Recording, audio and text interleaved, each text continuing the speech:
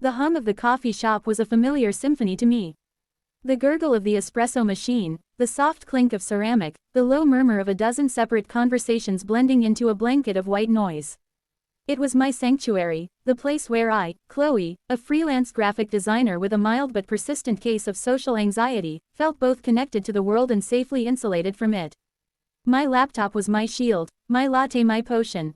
I was deeply engrossed in tweaking a logo for a new client, a pet groomer who wanted something fun but professional, edgy but approachable, which is design speak for, I have no idea what I want.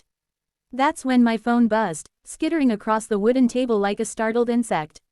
The screen lit up with the name Liam. A smile touched my lips instantly. Liam was my anchor, my best friend since our freshman year of college. Where I was all sharp corners and nervous energy, Liam was a steady, warm presence. He was a history teacher, a man who found solace in the clear, documented patterns of the past, a stark contrast to my own chaotic and uncertain present.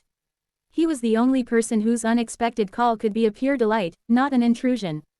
"Hey, you," I answered, cradling the phone to my ear. "Chloe, where are you?" His voice was calm, but there was a subtle undercurrent of something I couldn't quite place. Urgency, nerves, the usual, the daily grind on Elm. "Why, what's up?" "Okay, good, that's perfect. Listen, I need a huge favor." He took a breath. "I'm about 5 minutes away. My cousin, Mark, is in town. It's a last-minute thing. I'm supposed to be meeting him for a drink, but I just got out of a parent-teacher conference that ran late. Can you just sit with him? Keep him company until I get there?" My social anxiety, a dormant beast in the comfort of my solo booth, stirred uneasily. "Liam, I don't know your cousin. What would I even say to him? Just for 10-15 minutes tops," Liam pleaded. "He's a great guy, I promise. You'll like him. Just make small talk. Ask him about his trip. He's in sales, he's easy to talk to." The idea of forced, unstructured conversation with a complete stranger sent a trickle of cold dread down my spine. "I don't know, Chloe, please, it would save me. I'll owe you one, a big one. Free dinner, your choice." I sighed, my eyes drifting to the safety of my half-finished logo design. "Fine, okay, but 15 minutes, Liam. Clock starts when he gets here. You're the best, seriously. He's tall, dark hair, he'll be wearing a blue polo shirt. Just go up to him and say you're my friend. His name is Mark." "Thanks, Chloe." He hung up before I could protest further. I closed my laptop, my creative focus shattered, replaced by a low-grade thrum of social panic. What did people in sales even talk about? The weather, the economy. I rehearsed opening lines in my head, each one sounding more stilted and ridiculous than the last. "So, Liam tells me you're in sales. That must be challenging." I nursed my now lukewarm latte, my eyes glued to the entrance. Every time the bell above the door jingled, my heart performed a little syncopated rhythm. A woman with a stroller, a group of teenagers, an elderly man with a newspaper. No blue polo. Then, he arrived. The door swung open and a man who fit the description exactly walked in. He was indeed tall, with the kind of broad-shouldered, athletic build you couldn't miss. His hair was a thick, dark brown, neatly styled. And he was wearing a crisp, navy blue polo shirt. He scanned the room, his expression neutral, slightly impatient. This was it, my moment of truth. I took a deep, shaky breath, gathered my bag and laptop, and stood up. My legs felt like they were made of jelly. As I walked towards him, he turned and his eyes met mine. They were a startling shade of green, and for a second, I felt frozen. Excuse me, Mark," I said, my voice coming out a little too high-pitched. He looked at me, and a flicker of something, confusion, surprise, passed over his face. It was gone in an instant, replaced by a smooth, polite smile. "Yes, I'm Chloe, Liam's friend. He's running a little late, so he asked me to, keep you company until he gets here." I gestured lamely towards my booth. There was the briefest of pauses. A micro-expression I couldn't decipher crossed his features. Then the smile returned, wider this time. "Chloe, of course. Liam's told me so much about you." He extended his hand. "It's great to finally meet you." His handshake was firm, his hand warm. "He has?" I asked, surprised. Liam and I talked about everything, but I was sure he'd never mentioned a cousin named Mark in any significant detail. "All good things, I promise," he said with a chuckle, following me to the booth. He slid into the seat opposite me, his presence immediately making the space feel smaller. He had an air of quiet confidence that was both intimidating and, I had to admit, a little captivating. So, I began, desperately trying to recall my rehearsed small talk. Liam said you're in town for a visit. That's right, he said, nodding. Just for a couple of days. Tying up some loose ends, meeting with a few people. Are you from out of state? I asked, taking a sip of my cold latte to have something to do with my hands. Originally from Ohio, but I'm based in Chicago now, he replied smoothly. The sales territory covers the Midwest.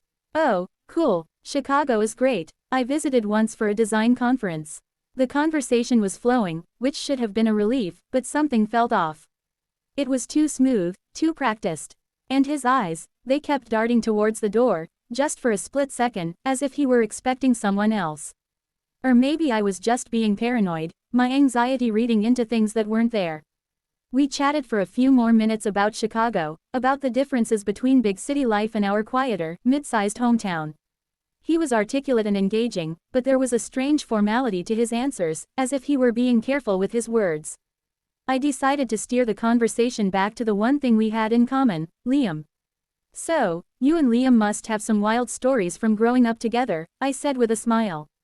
He always makes his childhood sound so idyllic. The man, Mark, blinked. Another one of those micro pauses. Oh, you know Liam, he said, his laugh a little too hearty. He always did have a way of romanticizing the past. We got into our fair share of trouble, that's for sure. He launched into a generic story about building a fort in the woods and it collapsing on them. It was a perfectly fine, believable story. Except for one thing, Liam was severely asthmatic as a child and deeply allergic to most trees and pollen. He'd spent his summers indoors, reading history books. The woods were his personal nightmare. There was no way he'd spent days building a fort in one. A cold knot tightened in my stomach. This wasn't right. Just then, my phone buzzed on the table. It was Liam. I held up a finger to Mark. Sorry, it's Liam. He must be close. I answered the phone, my voice a tense whisper. Liam, where are you? This is getting weird. Chloe, listen to me. Liam's voice was low, rushed, deadly serious. I'm stuck in traffic 2 blocks away. Is he there? The guy in the blue polo? Yes, he's right here. We're talking. Liam, he just told me a story about you building a fort in the woods. You hate the woods. I know. He's not my cousin. The world seemed to tilt on its axis. What? The real Mark just texted me. His flight was delayed. He's not even in the state yet. Chloe, the man you're with is a stranger. A wave of pure, unadulterated terror washed over me. My blood ran cold. I felt the color drain from my face. I must have looked pale as a ghost because the man across from me was watching me with a curious, concerned expression. Liam, I whispered, my voice trembling so badly I could barely form the words. What do I do? I heard Liam take a sharp, steadying breath on the other end of the line. I could picture his face, the calm, focused expression he got when one of his students was in crisis. Okay, don't panic. Do not panic. You need to get out of there, right now. But you can't just run. He might follow you. You need to be smart. How? I pleaded, my mind a frantic, blank slate of fear.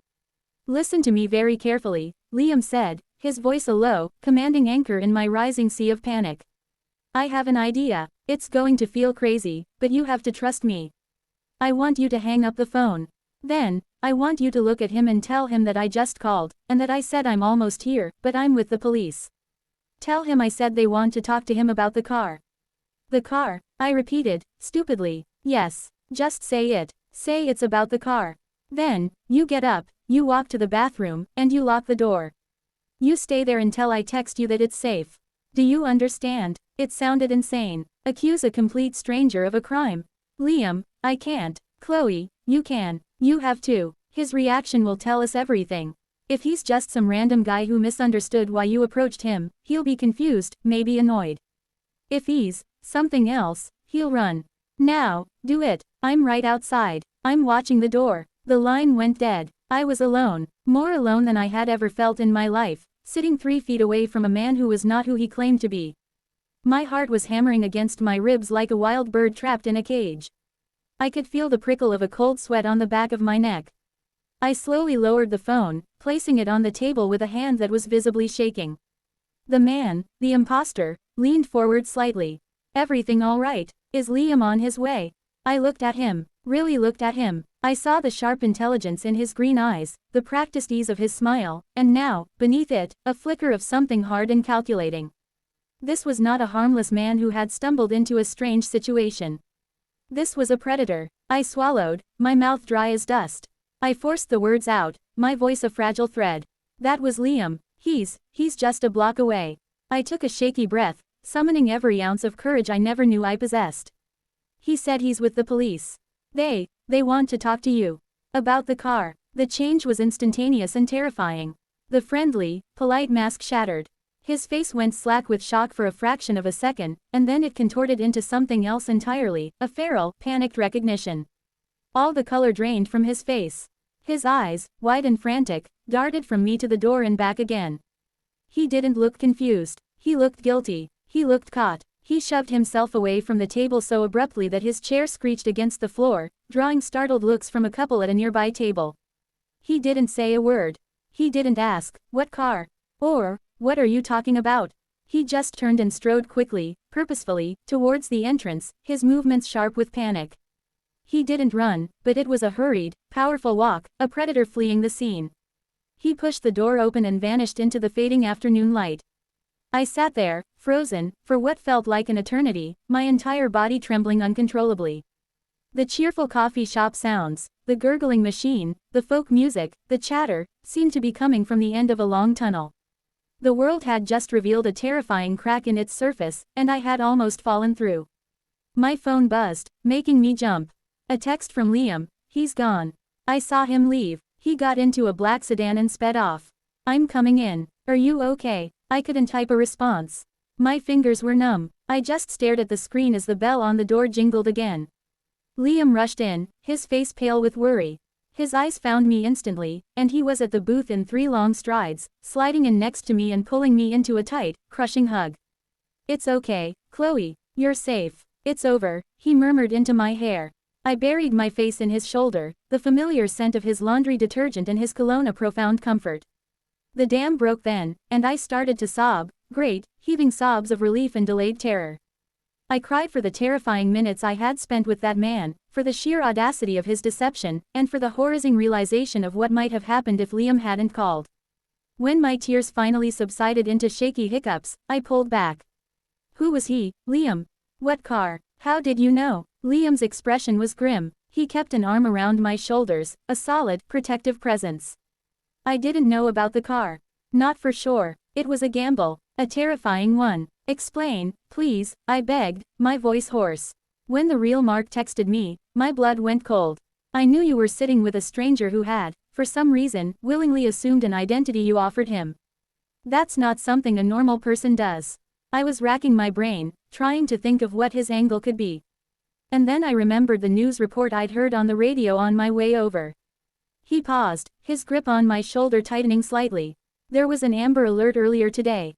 For a little girl, abducted from a mall parking lot about 40 miles away. The suspect was described as a tall male, dark hair, last seen driving a black sedan. They didn't have a great description of his face, but they had a partial license plate and a detail from a security camera. He was wearing a blue polo shirt. The air left my lungs. The room spun. The Amber Alert. A little girl. This man with his smooth smile and green eyes, wasn't just a creep. He was something far, far worse. The car wasn't just any car, it was the vehicle of a kidnapping. Oh, my God, I whispered, my hand flying to my mouth. Liam. I took a shot in the dark, Liam said, his voice thick with emotion. I thought, if he was just some weirdo who liked pretending to be someone else, he'd be baffled by the mention of a car. But if he was that guy, if he had a stolen child hidden somewhere, the mention of the police and a car would be his worst nightmare coming true. It would trigger a flight response. And it did. We sat in silence for a long moment, the weight of what had just happened settling over us. I had been a decoy, an unwitting pawn in a game I didn't know I was playing. My simple act of waiting for a friend had inadvertently flushed a monster into the open. "We have to call the police," I said finally, my voice steadier now, fueled by a surge of righteous anger. "We do," Liam agreed. He called 911 right there from the booth. He gave them the whole story. my mistaken approach, the man's willing deception, his panicked flight at the mention of the police and the car, and his departure in a black sedan. He gave them the best description I could muster of the man's face and the direction he drove. The dispatcher took the information with grave seriousness, especially when Liam connected it to the active Amber Alert. Within 10 minutes, 2 police officers arrived. We went over the story again and again, in painstaking detail. I described his eyes, the exact shade of his polo, the way he held himself. I told them about the story of the fort, the detail that had first tipped me off. The officers were attentive and professional, but I could see the grim understanding in their eyes. They knew, just as we did, who we had likely encountered. Later that night, huddled on Liam's couch under a blanket with a mug of tea I couldn't bring myself to drink, we saw the news break. A man had been taken into custody following a tip related to the Amber Alert. A little girl had been found, scared but unharmed, in the trunk of a black sedan parked behind a derelict warehouse on the outskirts of town. The news anchor didn't name us, of course, referring only to an alert citizen's call. But we knew. I looked at Liam, my best friend, my history teacher hero who had used his quick thinking and knowledge of human nature to rewrite a terrifying future.